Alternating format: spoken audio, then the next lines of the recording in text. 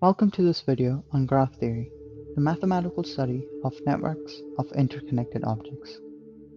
In this video, we will introduce some of the basic concepts and terminology of graph theory, such as graphs, cycles, and paths, and show how these ideas can be used to model and solve real-world problems. At the end of the video, we will also have a short quiz to test your knowledge of basic graph theory concepts and see how well you can apply them to solve problems. To start off, let's say we have 2 points, A and B. In graph theory, these 2 points or letters are known as a node or a vertex. A node is a fundamental unit in computer science and graph theory that represents a point or location on a graph. An isolated node is a lonely node on a graph that has no connections to any other nodes. Here, both nodes A and B are isolated nodes. In some cases, an isolated node might represent a piece of data or information that is not related to any other data in the graph. An edge is a line or connection between 2 nodes in a graph. The line in between node A and B is known as an edge. In the context of a graph, an edge represents a relationship or connection between the 2 nodes that it connects. For example, in a transportation network graph, an edge might represent a road or flight path between 2 cities. An undirected edge is a type of edge in a graph that has no direction or orientation. In other words, an undirected edge connects 2 nodes in a symmetrical way so that the connection between the 2 nodes is the same in either direction. A directed edge, also known as an arc, is a type of edge in a graph that has a specific direction and orientation. In this graph, the edge is directed from node A to node B. To briefly summarize everything so far, a graph is a collection of nodes and edges that connect the nodes. The vertices represent the objects in the graph, and the edges represent the relationships between the objects. Suppose we have a group of people, Elise, Carol, and Bob, and we want to represent the relationships between them in a graph. Each person in the group can be represented by a node in the graph. Then if 2 people are friends, we can draw an edge between the vertices to show the friendship relationship. For example, if Elise is friends with Carol and Carol is friends with Bob, we could represent this in a graph as shown. In this graph, the vertices represent the people, Elise, Bob, and Carol, and the edges represent the friendship relationships between them. Now suppose if one person is a manager of another person. We can draw a directed edge from the manager's vertex to the employee's vertex to show the relationship. For example, if Elise is the manager of Carol and Carol is the manager of Bob, we could represent this in a directed graph as shown. In this graph, vertices represent the people, Elise, Bob, and Carol, and the directed edges represent the management relationships between them. This graph shows that Elise is the manager of Carol and Carol is the manager of Bob. Coming back to the ABCs, a cyclic graph is a type of graph in which at least one of the edges forms a cycle or a closed loop. This means that there is at least one path that starts and ends at the same vertex, and passes through one or more other vertices along the way. If we follow the directed edges from node A, we will be able to loop back.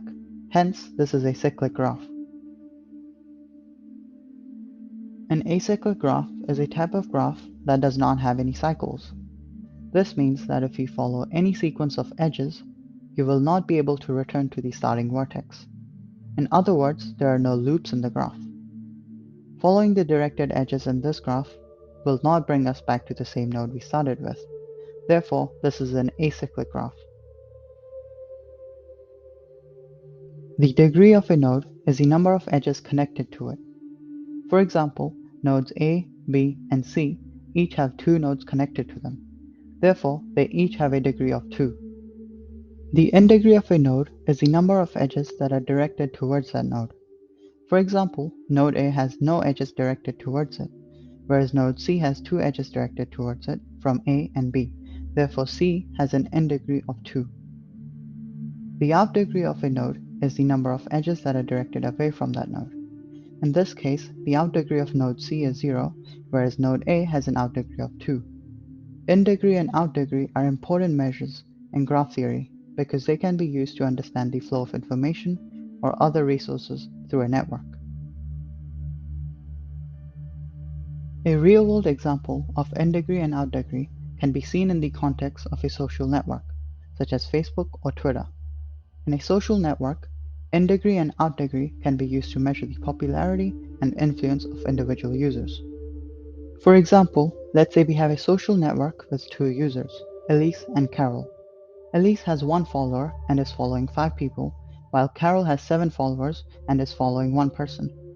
In this case, Elise has a low in degree of 1 friend and a high out degree of following 5 people, while Carol has a high in degree of 7 followers and a low out degree of following 1 person. In terms of popularity, we could say that Carol is the most popular user on the social network, while Elise is the least popular. In terms of influence, we could say that Elise has a greater tendency of being influenced by other people more than trying to influence others, since she follows a large number of people. This is just one example of how in degree and out degree can be used in the real world to measure popularity and influence in a social network. There are many other possible applications of these concepts in different contexts. A graph can be either weighted or unweighted. In a weighted graph, each edge has a numerical value called a weight. This weight can represent any quantity that has a magnitude such as distance or cost. In this graph, the weight represents the distance between country borders in kilometers. The edges are undirected as the distance from one country to the other remains constant in either direction. If you have been following along, by now you should have a good understanding of the basic concepts of graph theory mentioned here. Graphs are used to model many different types of real-world applications, such as the flow of traffic on a network of roads, the spread of disease through a population, or the structure of a molecule. Now it is time to put your knowledge to the test with a quick simple quiz. You can first pause the video to answer the question and then unpause it for the answer. What sort of graph is this? This is an undirected graph as there are no directed edges. What sort of node is node B? Node B is an isolated or lonely node, as it is not connected to the rest of the graph. It is isolated from the rest. What degree does node B and node F have? Node B has a degree of 0, whereas node F has a degree of 4. True or false? This is a directed acyclic graph. False. This is a directed cyclic graph.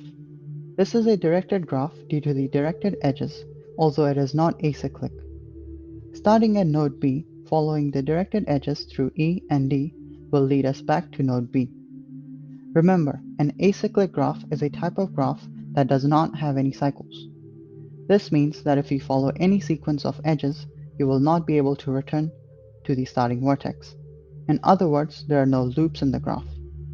Because we are able to loop back to node B, this is a cyclic graph. What is the end degree of node B? 2. The end degree of node B is 2 as there are 2 directed edges coming towards it. What is the out degree of node F? The out degree of node F is 0, as node F has no edges that are directed away from it. Thanks for watching, and I hope you have a better understanding of the basics of graph theory.